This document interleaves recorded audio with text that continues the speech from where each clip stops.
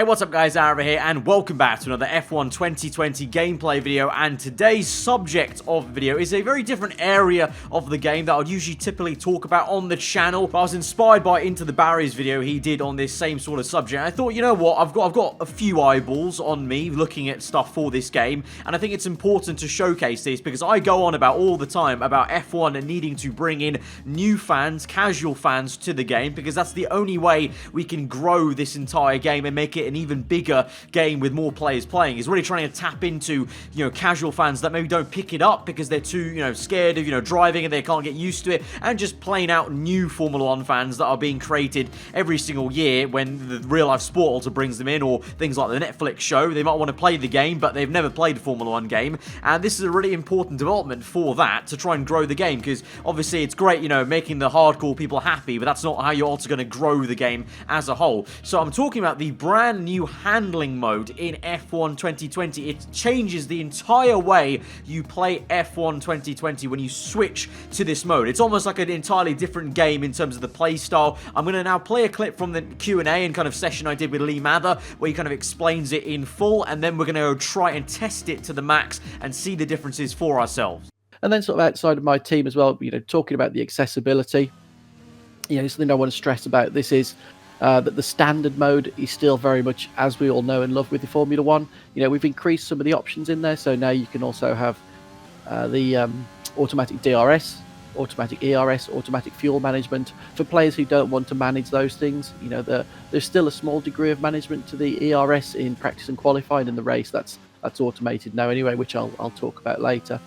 But the two separate settings, so the standard and the casual, they are separate because casual is very heavy-handed in how it assists the player. It's really giving that player who maybe is a huge fan of Formula 1 but can't drive a Formula 1 car in the game, or even play a racing game, giving them that leg up onto the ladder. So, a steering assist is quite a heavy-handed assist, but for somebody who really has no concept of driving a car, that really does help significantly. It also removes a lot of the friction by when a player now heads off the circuit and into the gravel trap. We remove a lot of the properties of what a gravel trap should be, so they don't get that frustration of being stuck and getting back onto the circuit. And also in further extremes, if you're at a circuit like Baku, for example, we often see players through our focus and user testing leaving the circuit, stuck in an exit lane and an exit area of the circuit, and unable to get back. So the automatic reset to track helps with that. But because of the nature of these assists also being incredibly exploitative, they're not something that are available in any of the competitive game modes, and they are a separate suite of assists that sit separately from the standard game modes. So if you run standard assists, standard race modes, then you'll have what you know and expect from Formula 1. If you run casual, we even go as far as reducing down the options available to the player, because again, that's another very daunting thing for somebody who's not familiar with Formula 1 or a Formula 1 racing game. And off the back of being able to broaden the appeal, we saw this was a great opportunity for split screen to come back into the series as well. So split screen's back with the ability to obviously play in a Grand Prix with a friend side by side. And now that level of skill isn't the determining factor for who you can race against, because obviously you could race in a casual game style, and that makes it accessible for anybody.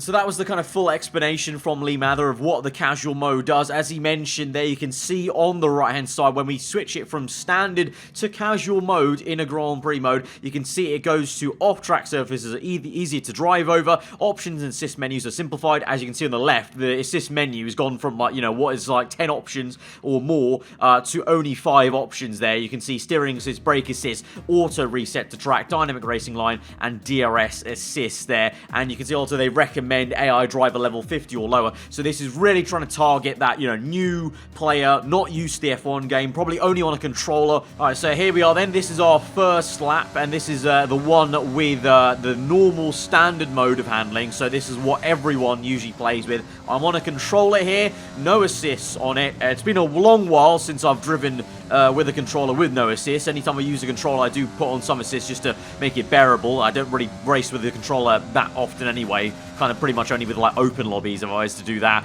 or obviously when I do Survive series, I use a controller then. But you can see they're missing the apex and the exit curb, so already making some mistakes here basically with the controller. To be fair though, I've got to say, just away from the casual mode talk for a second. I did find it quite decent and quite easy to pick up, though, with the controller. I found the traction wasn't as horrendous as I was thinking it was going to be, so I don't know if that's going to play on the fact that maybe the controller has some sort of built-in traction assist. I know people like Tyrrell Limitless have sometimes mentioned that before, and the same thing with the steering. I found that same sort of thing that, you know, if you get the speed correct, the game kind of has the perfect steering angle for you on the controller. Even the braking was, I was locking up a little bit less than I thought I was. I thought I was going to be locking up every single corner, but it was pretty okay actually there. But in general, still you can clearly see, not a perfect lap, you know, not sticking to the racing line exactly. A few moments here we're making mistakes here, maybe going a little bit too quickly or slow in some of the corners. But generally, you know, it's an okay lap, but it's not amazing. But obviously this is the best I can get of, you know, pretending like I'm absolutely new Formula 1 fan that's never picked up the game. But that was my lap there with the normal standard mode. I'm able to go wherever I want. I could spin the car out if I wanted to. And, you know, the grass and the gravel's all the same. So now we're going to switch over to the casual mode. So this is going to add all the assists on. So DRS will auto enable for me. The braking will be done automatically, which I didn't actually realize at first. I forgot that was going to be a thing. And also the steering. That's the biggest thing that's going to change for me. So here we are now, starting that lap to 5 red lights here for this casual mode, and already off the bat I did notice that the handling assist is quite large, and it was actually a lot more apparent than I thought it was going to be. I thought it was going to be a very subtle sort of, you know, it sort of steers you in the right way, but it really is quite a aggressive handling assist to move you onto this racing line that you can see. Obviously the racing line is now on because we're in the casual mode, of course, but into turn 1 at this point of the lap I did not realize the braking assist was as big as it was either. I thought I had to still do some braking, but you can actually fully just hold the right trigger and it will do all the braking for you and slow you down in a decent time. It's not like it's doing it badly. Of course, it's not as quick as you could do by yourself. That's why they recommend, you know, you're probably only going to be using this casual mode if you're racing AI level 50 or lower. But for those people, it's amazing because you can literally just stomp on the accelerator, and if you go wayward, it's going to slightly, subtly move you back to the racing line. Even mid-corner, if you start to understeer, it's going to pull you back in. I don't know what it's like with AI because we're unable to show you any racing wheel-to-wheel with AI in this build right now. I've only gone into Grand Prix mode simply to show you the casual mode because I didn't find a way it was available in time trial for some reason. But, you know, with AI, I would imagine it will also do the same thing where it pulls you in. And, you know, let's say you're side by side. If you're nearly going to have a crash, I guess it would try and pull you in and make sure you don't have a crash and don't spin out with the AI. But after this one lap, I thought, okay, so that's pretty decent. Let's try and test this. So I started moving about away from the racing line, intentionally going as, you know, deep as I could into these corners with, you know, no braking whatsoever, and just testing how much it's going to do that. And you can see moving left here, it moves it back to the racing line, move all the way to the edge of the circuit, and it moves me back to the racing line. So it's a very aggressive handling assist. So really great. I'm just picturing literally any time in the past where I've maybe shown relatives or my parents or, you know, anyone that just is not familiar with the F1 game, this is going to be a great mode that you can share the F1 game with them. You know, think about any cousins you've played F1 with, siblings you've played F1 with that are maybe younger, or your parents or whatever, you know, friends that are just terrible at racing games on a controller maybe. If they want to play F1 with you, they can do now because this handling assist pretty much eliminates a lot of it, and you can still enjoy F1. You can still feel like you're still racing because at the end of the day, you've still got to somewhat steer the car in the right direction. But now they don't need to worry about being utterly, you know, horrendous, and they can enjoy a race against AI. They can enjoy a race, you know, against you, I guess, in split screen mode. I don't know. I don't think this will be available multiplayer. I'm not too sure. Maybe it is. If it is, that's great. So you can play other people and still be okay, and you know, somewhat have some kind of, you know, okay driving, I guess, on the circuit. Obviously, it's going to be very different to normal driving, and you're going to be a lot slower because the AI is not as quick as a player could at, you know, shifting down the gears. It's the same thing with not just the steering and the braking, but the DRS as well is automatically enabled. The ERS is already auto-deploying anyway, but also at the same time, they take away the overtake button, just do that for you and kind of auto-map that all. So, you know, I know people when they can first try the F1 game and they've got it in their hand of the control, especially on the controller. On the wheel, it's less of an issue, but on even a controller, I find it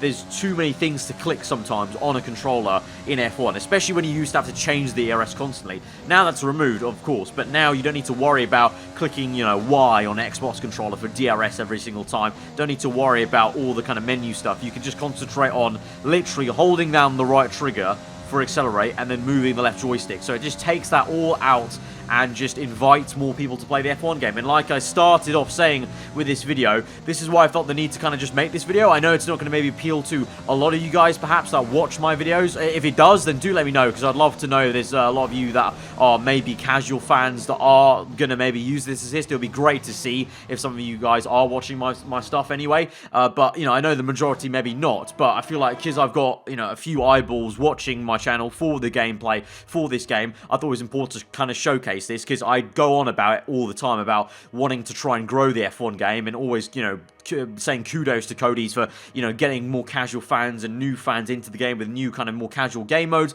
and whatnot. So when this came out with the handling mode in this new game, F1 2020, it's something that I just had to kind of showcase, because otherwise I'd be a bit hypocritical wanting the game to kind of grow in that kind of way, but not showcasing it enough on my own channel. So it's been a bit of a different video, I guess, from F1 2020. Hopefully, though, some of you out there did appreciate it and are liking the look of this handling mode. And, you know, for those of you who maybe have little siblings who are wanting to get into F1 as well, you can now share that experience with them, which is quite nice, I think. So guys, if you did enjoy the video, then be sure to hit the like button. Let me know what you thought in the comments below. If you're new around here, then do get subscribed for weekly Fallen content. I've been aarava. Hope you guys enjoy today. I'll see you guys next time. Goodbye.